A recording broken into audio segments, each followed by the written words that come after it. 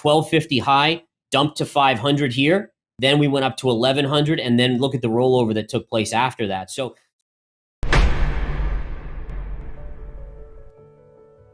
and to be honest, Bitcoin's behaving just like you would expect if you looked at those past cycles. Remember, we've discussed how in 2013, Bitcoin did this. It fell sharply, then it had a huge bounce, and then ultimately it rolled over and took out those lows. Same thing in 2017 as well. And basically what you've seen in Bitcoin is you rose to that scene of the crime right here, which was that neckline of the head and shoulders. It had that beautiful sharp pullback off of it, bearish consolidation. It then dipped to support. And remember, former resistance, this was resistance here, here, and here, finally broke out. Now this becomes support. So it hits support, hits it again, it can't break through. What does it do? It bounces up a little bit here. I still anticipate whether you go a little higher to 50,000, which I think is likely, you'll then start to roll over, eventually breaking 40,000 here and trading between 30 and 40 before breaking that support at 30 and going down to that 18 to 20,000 marker. So again, as of now, this is the price action that generally you would anticipate. I think you want to be aware of a couple things. Number one, if you take out this upsloping trend line to the upside, you then have a chance to get up to the all-time highs. If you take out the all-time highs on Bitcoin at 65,000, you then cannot compare it to the previous cycles of 2017 or 2013. So now it's a whole new ballgame. Then those people that are calling for 100,000 or higher, those then I would say, okay, that has some teeth to it. That has a potential situation. But right now, the chart is still well in the defined cycles of the past two cycles in Bitcoin. Interesting. So here, I can actually bring up this 2017 chart here. So I think you have to look at the timing. This is a here we go.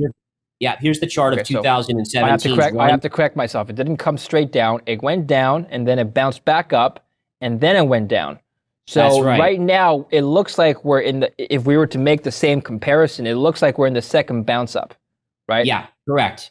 But actually, we're already coming down. We're already coming down from that top.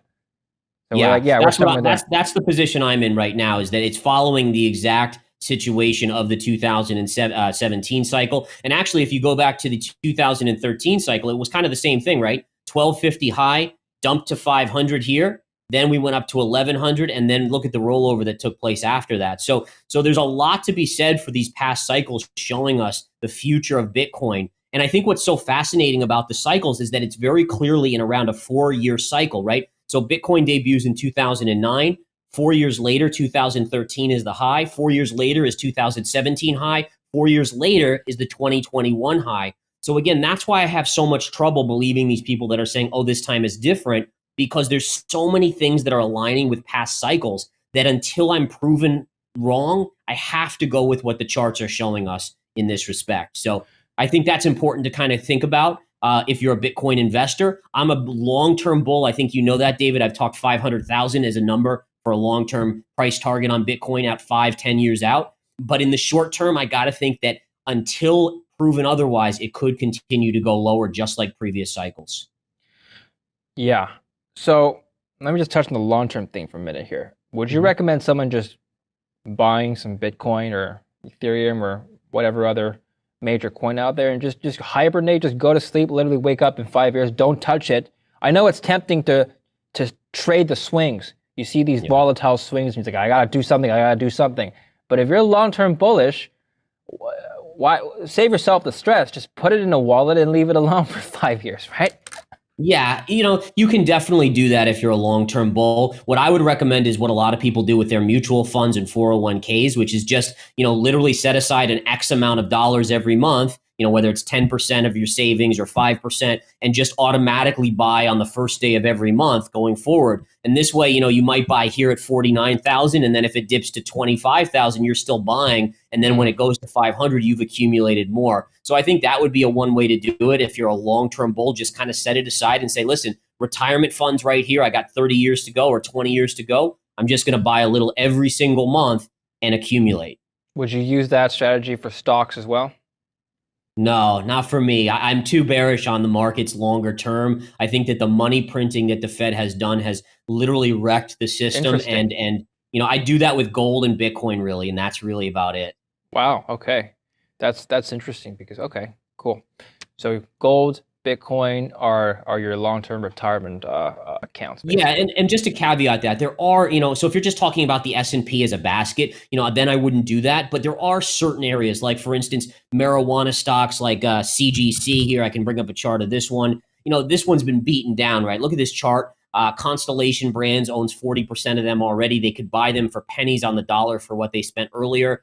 This eventually, I think we could all agree that marijuana will be federally legal, whether it's in 2 years, 4 years, 6 years, 8 years. Eventually it will. So I think there are pockets where you could actually tuck these type of stocks away and just look at them in 5 or 10 years, and you'd probably make a lot of money as well. But the overall S&P, there's just so much trouble out there. There's so much debt accumulation that it at some point there has to be a washout. That double peak pattern that we've seen in Bitcoin of the last 2 cycles, can you explain that from a trader's sentiment perspective? There must be a reason for why that happens. Yeah, so you're talking about on this chart where you've had the big bounce up? Yeah, exactly. And in 2017, we've seen that as well, right? Yep. It came down and then it bounced up, and then it went straight down and stayed it started the crypto winter. Same thing in 2013. Yeah, so it's happened twice already. What's the explanation from a trader's perspective? So it's all about emotion, right? So basically there are lots of investors that are accumulating. The bullishness gets too big at the all-time highs or at the previous highs in 2017. And eventually you get to a point where everyone that is going to buy is in, right? And so that's the problem, is that the more bullish a group gets, the less buyers are left to buy. And what happens is all it takes is a couple sellers, whether they're institutional or individual, and there's no one left to buy. And that's why price can crater so fast.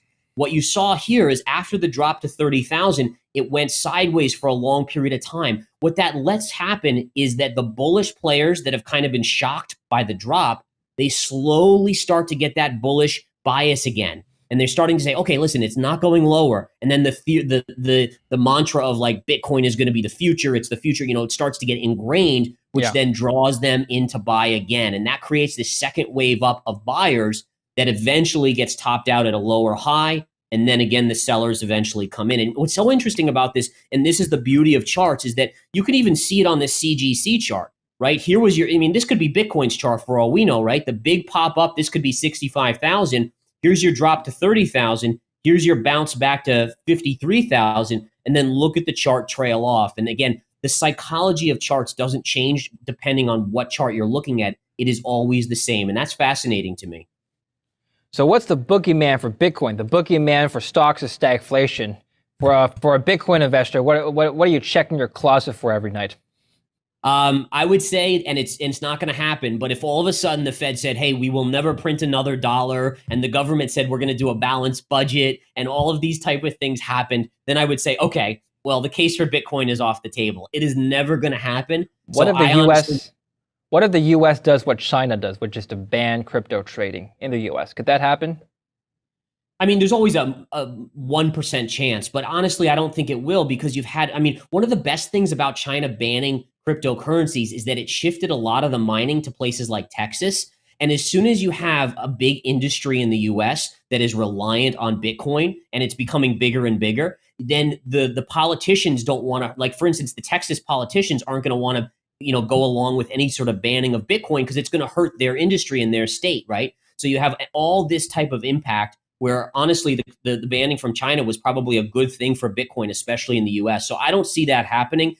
We need regulation, though. We need good regulation. That's how you're going to get pension funds to get involved. You're going to get more companies that are publicly traded to put it on their balance sheet. But again, I don't foresee an ultimate ban on Bitcoin. Again, to me, it's the digital gold. It's not the future of currency. You're not going to be using Bitcoin to go into Starbucks and buy a coffee, but I do think it's a digital gold of the future. And there's politicians from different branches of the government who don't like Bitcoin. They've been very vocal about it.